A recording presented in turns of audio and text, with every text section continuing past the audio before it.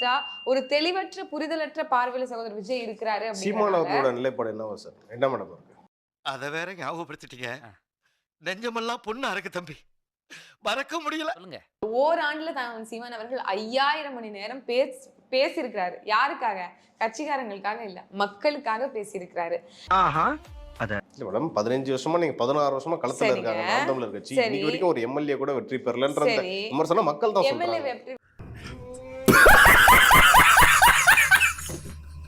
இப்போ மக்கள் வந்து ஓட்டு போடணும்ன்றீங்க, மக்களுக்காக நிக்கிறேன்றீங்க. 16 வருஷமா என்ன பண்றீங்கன்னா கடைசி வரைக்கும் தோல்வியாவே போயிட்டு இருக்கு. வெற்றி பெறக்கூடிய இடத்துல நீங்க எப்போ வருவீங்கன்றதான் எங்க கேள்வி. அதான் ஐயோ, ஒரு பைத்தியக்கார பைலட் இந்த நாடு மக்களும் மாட்டிட்டு படுற பாடு. சரி சரி சரி, என்ன எந்த கட்சியும் செய்யாத ஒரு சீர்திருத்தத்தை நாம் தமிழர் கட்சி அதிகாரம் வருவதற்கு முன்பே செஞ்சுக்கிட்டு இருக்கு. என்னென்ன சொல்றான் பாருங்க, கம்பி கட்டுற கதையெல்லாம் எடுத்து போடுறாங்க.